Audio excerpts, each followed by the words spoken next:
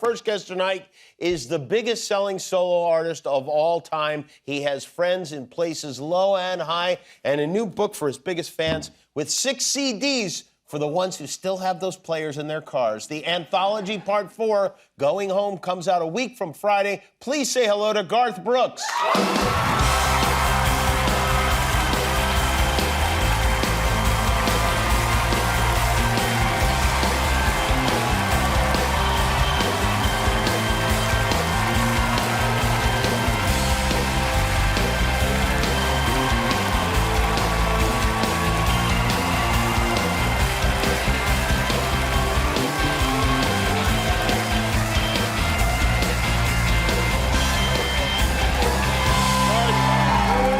Good to see you. That's I nice. think you are, I can't think of a better guest for Thanksgiving week because you are as American as Americans get, and I mean that in a good way. Thank you. You're a baseball player. Yes, sir. You're a country music artist. You, I don't know, you're from Oklahoma, that's a thing. And you're probably one of the, you probably have more gratitude than anyone who's in the realm that you are in of anybody. Very sweet. I'm also a great eater. And a good eater. What is the brother. plan for Thanksgiving? Well, she does what we call a misfit Thanksgiving. Miss Yearwood does, because we have a lot of people in that town that's in for the industry only. Their families are somewhere else, so they're alone on Thanksgiving. So she opens up her doors. Nice. We'll This have, is Trisha, we'll have about right? 20 or 25 people this Thanksgiving. Oh, 25 people. Okay, that's a big crowd. She will. And she's a great cook, right? She's a fantastic cook. She does the whole thing, the whole deal herself? Yeah, we got don't help at all? No. No, and well, I can clean up. That's about all I can do because I don't want to get in the way of perfection because this woman's got it going. What's your favorite item from the Thanksgiving menu? Man, I don't even know how to tell you this one. So you have Thanksgiving, you usually go to the couch and go to sleep, and you wake up, you usually have leftovers. What she does is she takes all the leftovers and puts them in one casserole. Oh. Puts a biscuit top on it and bakes the casserole. Really? Yeah. Interesting. You're hearing, ooh. And then what, into a blender and you guys drink it later? No. Square it up and go. I can see the number already going up for Thanksgiving for our house. When does the Christmas tree go up? Well, it usually goes up the day after. Okay, after But we're still doing our gig in Vegas. We're about to wrap it up. Right. So we're there the first 3 weekends of Vegas, so we're all the way up to like 2 or 3 days before Christmas Eve. So Miss Yearwood said, we're starting Christmas now, and that was about 3 weeks ago. So she... Oh, really? She drug the Christmas tree out of the basement. It's already up. We're ready to go. We got Christmas music going. Oh, so you have an artificial tree. That surprises me. I would think you'd be out there with an axe or something. Yeah. Where we live, we can take the lights out to those trees. I right? see. So it's, but it's good. But 3 weeks? Wow, that's a lot of Christmas. When do they come down? well, the 3 weeks is in Vegas. They come down on my birthday, February 7th. No, I mean they've been up for 3 weeks, right? Yes. They come down on what, February? February 7th. I don't know about you. I can't have enough Christmas in my life. It's my favorite. You know what? It's good. I love Christmas. I do. I love the Charlie Brown Christmas special. Best ever. I love the, whatever. But I have, I like to limit it. I'm surrounded by people who are Christmas crazy. My family, they want they want Christmas up at Halloween time. Sure. And I don't like ornaments. What are your feelings on ornaments? I don't know. I'm just wondering if maybe you're the one that's crazy. Maybe I am. I love Christmas, so I can't have enough Christmas. For me, ornaments are cool, but they got to have a meaning to them. Oh, okay. Like the first ones, we always decorate with the 3 girls, right? Because we've done that since we've known each other. So the 3 girls have 3 bells, and that's the first thing that has to go on the tree. Okay. I'm gonna start crying, sorry. It's the first thing that goes on the tree, and that means it's Christmas, and that means it's time to love one another and drop all this silly and just have some fun together. Yeah, well, that's nice. That's very sweet. But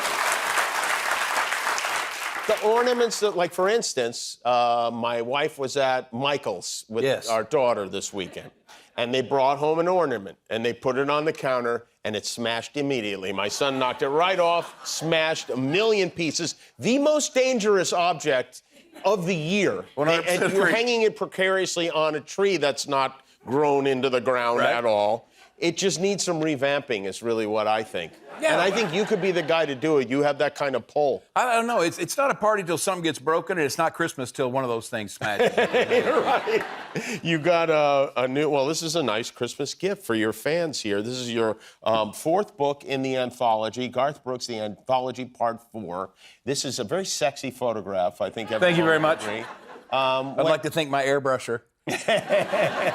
There does seem to be a little of that going on. Yes. There's also a turtleneck there. Yes. And was that your idea? Was that from your closet? Or? Well, try to remember this is like 20 years ago, so you had to find a picture from that era. Right. And I don't know if you remember 20 years ago, turtlenecks were the bomb. Were they? I feel like I missed the turtleneck era completely. There are a lot of great stories in the book. You talk about all your songs and stuff like that. There's one story about your now wife, Trisha Yearwood, and meeting your girls for the first time. Oh, the first dinner. The first dinner. Please share that story. So first of all, I have to ask the three girls their permission to get married. So we go out to a nice dinner, me and the three girls, and I'm trying to explain to them that I would like to marry Miss Yearwood.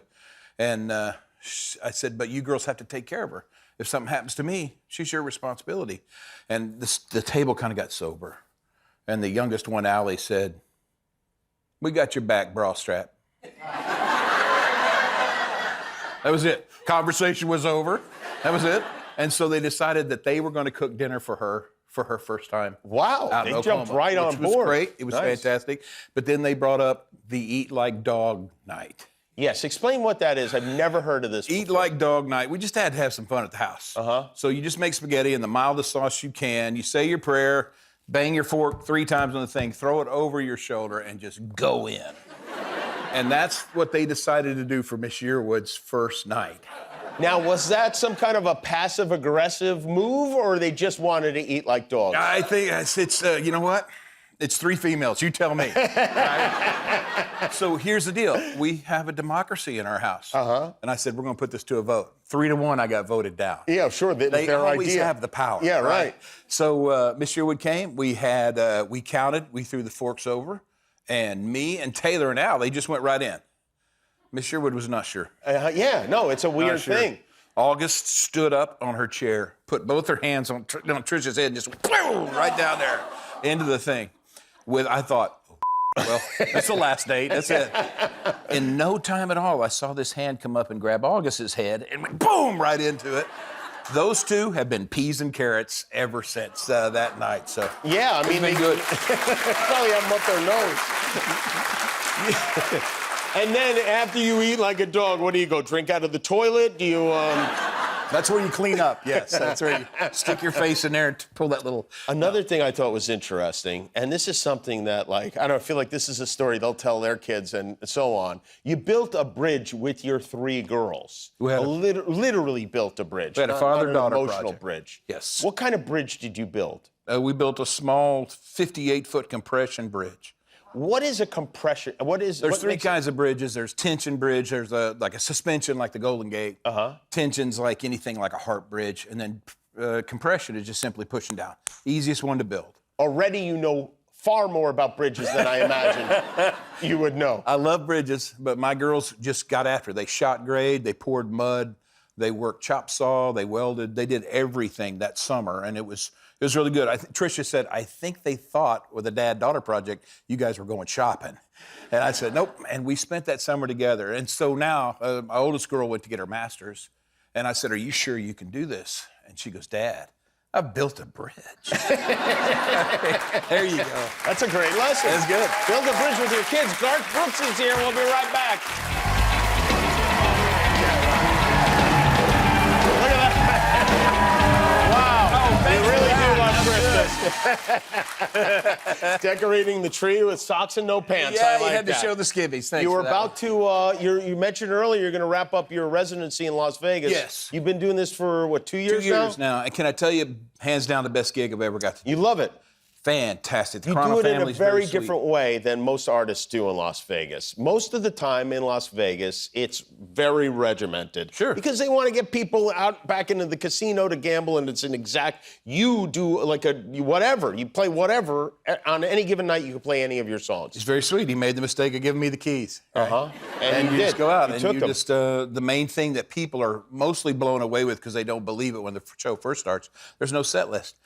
No pre-recorded music, no loops, no nothing. It's just raw freaking music, and it's a lot of fun. Do people come in then, and then they go like, "Oh my God, I thought I was gonna, I thought I was gonna hear this, and I was gonna hear this hit, and I didn't hear it," or they just appreciate the spontaneity of the night? I think they, I can tell you this, they know every syllable of every word, which is what I came here to do, right? Right. Because I'm 100 years old now, right? And you go out and you start a song, they finish it, I start the next one, they finish it. I can do that all night right there, man.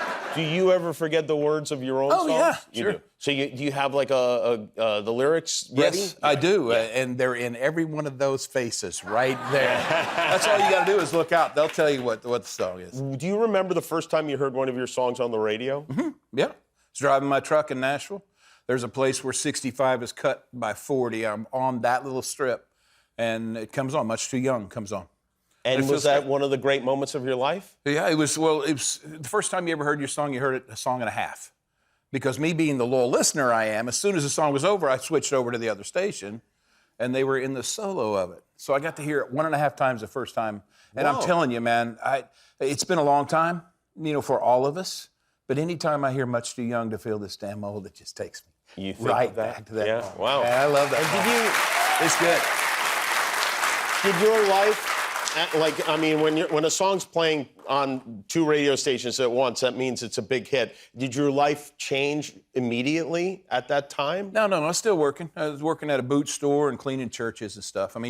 I was working with a guy, putting boots on him, and Much Too Young was on the radio. And I said, "That's me." He goes, "Yeah, right. The right one feels a little tight to me."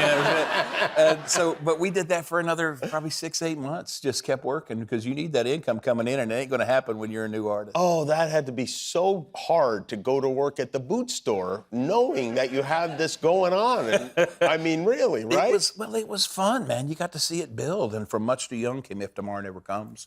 And it Wow. just started taking off, and it was fun. It was the last time I worked for a living, I can tell you that. Well, I'm glad you mentioned working for a living because you did a duet. You got a lot of cover songs on the CDs Yes. in this with Huey Lewis. You did Working for a Living with Huey Lewis. And I will tell you, I don't know. I'd like to hear your end of how it happened, but I remember Huey, who's a good friend of mine, called me. He's like, "Hey, Garth Brooks wants to do Working for a Living with me," or whatever, and we were very excited about it. Yeah, he was so sweet. He has a hard time hearing, and it's getting worse. So forgive me, the sound guys, just get ready. He kind of talks like this, right, when he reaches out. He's loud, yeah. So I went to pick him up at the airport, and I pull up in my truck. He gets there. We're driving. The windows are down anyway. It's pretty loud. But he goes, "Hey!" He goes, "You know what you and me's problem is?" I go, "No, what? Huey, what's our problem?" "We should have been a band." I said, "What do you mean?" He goes, "We could be home sitting while the band's out touring and cashing a check." He said, "But me and you were solo artists." He said, "So we got to go out and play." And it's like, man, it's that dude. He came down to L.A. right after his dad had passed away, and he came down here to do some fire relief shows that we had. Right. And he did the special at the time, but then there was the Friday night show, the 10:30 show. We did 5 shows in 2 nights. And he did the 10:30 on Friday night, and that place went absolutely berserk. They love him. They should. Anybody that knows Huey Lewis loves him. If you don't, get ready for some of the coolest, he's the greatest. Just muscle rock. Yeah, I love that I wanted to ask you because this is like when you're in your kitchen, maybe, I don't know, maybe you're eating out of a bowl with no utensils or something like that. What music do you listen to? You just say, "Hey, Alexa, play me great music." And you're going to hear everything. You let Alexa choose for you? Great music is great music. Right? Really? And she's kind of senses your stuff, right? It's the first song she's going to play something from Aretha Franklin. Oh, really? And then that just sets the tone for everything, right? So here come George Strait. He'll come Ed Sheeran. He'll come Bruno Mars. He'll come Buck Owens. It's just so good. It's quite a mix then. It is quite a mix because we're Yeah, there you we're go. kind of a mixed blood kind of thing. Speaking of a mix, you got what song are you gonna do for us here tonight? Well, since Anthology 4 was about all being in Oklahoma for that 14 years and out of the music business, what we did was we got back into the studio by doing remakes, knocking the rust off. And one of my favorite bands my whole life, can't believe they've been doing it for 50 years, is Nitty Gritty Dirt Band. Yeah, I love Nitty Gritty, right?